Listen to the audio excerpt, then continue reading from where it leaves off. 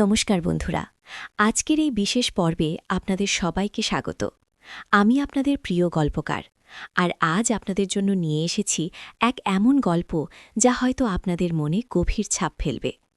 এই গল্পটি আমাদের এক নাম প্রকাশে অনিচ্ছুক ফলোয়ার পাঠিয়েছেন, যিনি তার জীবনের এক অত্যন্ত ব্যক্তিগত এবং সংবেদনশীল মুহূর্তের কথা শেয়ার করেছেন।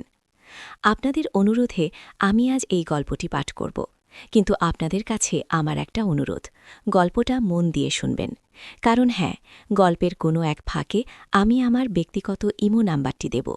সেই নাম্বার পেতে হলে আপনাকে পুরো গল্পটি মনোযোগ দিয়ে শুনতে হবে।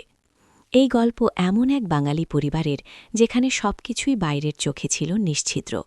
মধ্যবিত্তের সাধারণ জীবন, স্বামী স্ত্রীর ভালোবাসা, ছেলেমেয়ের পড়াশোনা, সবটাই ছিল সাজানো গোছানো। কিন্তু এই শান্ত পর্দার আড়ালেই লুকিয়েছিল এক প্রবল ঝড়, যা একদিন সবকিছু ভেঙে গুড়িয়ে দেওয়ার উপক্রম করেছিল। গল্পের নায়িকা রিনাকে আমরা প্রথম দেখি তার ২৬ বছর বয়সে। সে তখন এক কলেজে শিক্ষকতা করত। নিজের জীবনে রিনার কোনো অভিযোগ ছিল না। স্বামী অর্ণব একজন সফটওয়্যার ইঞ্জিনিয়ার। তাদের বিয়েটা ভালোবাসার ছিল, যদিও খানিকটা পারিবারিক চাপও ছিল। অর্ণবের কাজের সূত্রে প্রায়ই তাকে বাইরে থাকতে হতো। রিনা একা একা সময় কাটাত, নিজের কাজ আর বই নিয়েই ব্যস্ত থাকত। তাদের একটা ৬ বছরের মেয়ে তিতলি, যে তাদের জীবনের কেন্দ্রবিন্দু। কিন্তু ভাগ্যের খেলা কে বুঝতে পারে। একদিন কলেজে নতুন একজন অধ্যাপক এলেন, ডক্টর অনিক চৌধুরী। প্রায় ৪০ ছুঁই ছুঁই একজন মানুষ, শান্ত সৌম্য, কিন্তু তার চোখে মুখে ছিল এক গভীর প্রজ্ঞা এবং এক অদ্ভুত মায়া। অনিক পড়াতেন সাহিত্য। রিনার বিষয় ছিল সাহিত্য, তাই প্রায়ই তার সাথে অনিকের আলাপ হতো। প্রথম দিকে সেটা ছিল নিছকই পেশাগত আলোচনা। বিভিন্ন বই, কবিতা, সাহিত্য সমালোচনা, এইসব নিয়েই তাদের কথা হতো। কিন্তু ধীরে ধীরে অনিকের ব্যক্তিত্ব রিনাকে আকর্ষণ করতে শুরু করল। অনিকের কথা বলার ভঙ্গি, তার গভীর জ্ঞান এবং তার থেকে আসা এক ধরনের স্নিগ্ধ আকর্ষণ রিনার মন ছুঁয়ে গেল। রিনা বুঝতে পারছিল অনিকের সান্নিধ্যে সে এক অন্যরকম অনুভূতি পাচ্ছে। এই অনুভূতি কি শুধুই শ্রদ্ধা, নাকি তার চেয়ে বেশি কিছু? রিনার মনে প্রশ্ন জাগত, কিন্তু সে উত্তর খুঁজত না। সে নিজেকে বোঝাত অনিক তার সহকর্মী, তার চেয়ে অনেক বড়। এইসব ভাবনা আসা স্বাভাবিক। অনিকেরও কি একই রকম অনুভূতি হচ্ছিল? সে রিনাকে বিকত, তার কথা শুনত। রিনার চোখে মুখে এক ধরনের সারল্য ছিল, যা অনিককে এক অদ্ভুত শান্তি দিত। সে দেখত রিনা যখন কোনো কবিতা ব্যাখ্যা করে, তখন তার চোখ মুখ উজ্জ্বল হয়ে ওঠে। অনিকের মনে হতো এই মেয়েটা যেন প্রকৃতির এক অনবদ্য সৃষ্টি। একদিন কলেজের এক সেমিনারের পর অনিক রিনাকে কিছু বই দিয়ে বললেন, এই বইগুলো আপনি পড়লে নতুন কিছু ভাবনা পাবেন, আপনার সাহিত্যবোধকে আরও প্রসারিত করবে। রিনা বইগুলো নিতে গিয়ে অনিকের দিকে তাকাল। অনিকের চোখে চোখ পড়তেই রিনার মনে হল সে যেন এক গভীর কুয়োর দিকে তাকিয়ে আছে। সেই কুয়োর অতলে লুকিয়ে আছে এক অজানা আকর্ষণ, এক মায়াবী টান। ধন্যবাদ স্যার, রিনার আসতে বলল। ধন্যবাদ নয় রিনা, এ তো শুধু জ্ঞান ভাগ করে নেওয়া। অনিকের গলায় ছিল এক অদ্ভুত কোমলতা। সেই রাতের পর থেকে রিনার রাতের ঘুম উধাও হয়ে গেল। সে অনিকের বলা কথাগুলো, তার চোখের চাহনি, তার হাসির ভঙ্গি, সবকিছুই মনে করতে লাগল। অর্ণব প্রায়ই রাতে বাড়ি ফিরতে দেরি করত। সেই সময়গুলোতে রিনা একা থাকত, আর সেই একাকিত্বই যেন অনিকের প্রতি তার টানকে আরও বাড়িয়ে তুলছিল। একদিন রিনাকে কিছু জরুরি নোট দিতে অনিক তার চেম্বারে ডাকলেন। রিনা যখন অনিকের চেম্বারে ঢুকল, দেখল অনিক একটা বিশেষ নোট লিখছেন। অনিক রিনাকে দেখে একটু হাসল। বসো রিনা, অনিক বলল, তোমাকে কিছু গুরুত্বপূর্ণ কথা বলার আছে। রিনা বসল। অনিক নোটটা লেখা শেষ করে রিনার দিকে এগিয়ে দিল। নোটটা ছিল হাতে লেখা, সুন্দর অক্ষরে। রিনা অবাক হয়ে দেখল নোটটা তাকে উদ্দেশ্য করে লেখা।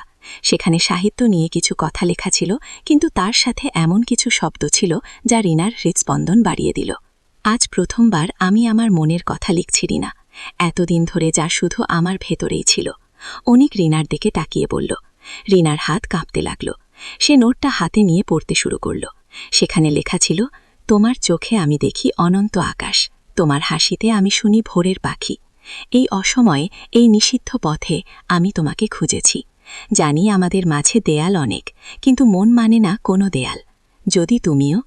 লেখাটা সেখানেই শেষ, কিন্তু সেই অসমাপ্ত কথাগুলো রিনার মনের ভেতর ঝড় তুলে দিল।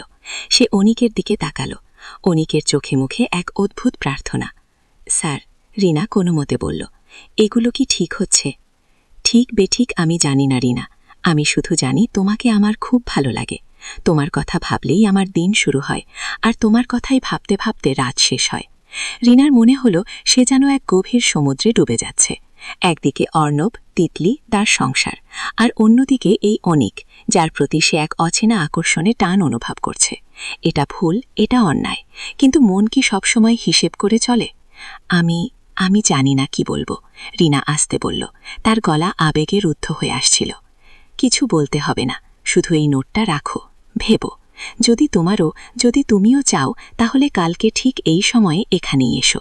আমি অপেক্ষা করব। অনিক রিনার দিকে তাকিয়ে রইল। রিনা নোটটা নিয়ে বাড়ি ফিরল। সারাদিন তার মাথায় সেই নোটের কথাগুলো ঘুরতে লাগল। সে অনিকের প্রতি দুর্বল হয়ে পড়ছে, এটা সে বুঝতে পারছিল। কিন্তু এই দুর্বলতা তাকে কোথায় নিয়ে যাবে? সে কি নিজের সংসার, নিজের সন্তানকে বিপদে ফেলবে? অর্ণব ভালো মানুষ, সে রিনার খেয়াল রাখে। তিতলির জন্য তাদের সব কষ্ট। তবুও অনিকের চোখের সেই টান, তার গলার সেই স্বর, তার লেখার সেই গভীরতা, সবকিছু রিনার ভেতর এক অন্যরকম আলোড়ন সৃষ্টি করছিল। পরের দিন সকালে রিনা ঘুম থেকে উঠল এক অদ্ভুত দ্বিধায়। সে কি কলেজে যাবে, অনিকের মুখোমুখি হবে? কিন্তু অনিকের অপেক্ষা করার কথা মনে পড়তেই তার ভেতর এক অজানা উত্তেজনা কাজ করতে লাগল। কলেজে গিয়ে রিনা অনিকের ডিপার্টমেন্টের পাশ দিয়ে যাওয়ার সময় দেখল অনিক তার দরজার সামনে দাঁড়িয়ে আছে। রিনার দিকে চোখ পড়তেই অনিক হালকা হাসল। সেই হাসি যেন এক নীরব আমন্ত্রণ। রিনার হৃৎপিণ্ড থুকপুক করতে লাগল। সে কি করবে? সে কি অনিকের ডাকে সাড়া দেবে? কিছুক্ষণ পর রিনা নিজের ক্লাসের পর সোজা অনিকের চেম্বারের দিকে হাঁটা দিল। তার পা কাঁপছিল, কিন্তু মন যেন এক অবাধ্য ঘোড়ার মতো ছুটছিল। সে যখন অনিকের দরজার সামনে পৌঁছাল, দেখল দরজাটা সামান্য খোলা। আসুন রিনা, ভেতর থেকে অনিকের শান্ত কণ্ঠ ভেসে এলো। রিনা ভেতরে ঢুকল। অনিক তখন টেবিলে রাখা এক তোড়া গোলাপের দিকে তাকিয়েছিল। রিনাকে দেখে সে ঘুরে দাঁড়াল। তার চোখে মুখে এক অপার্থিব আলো।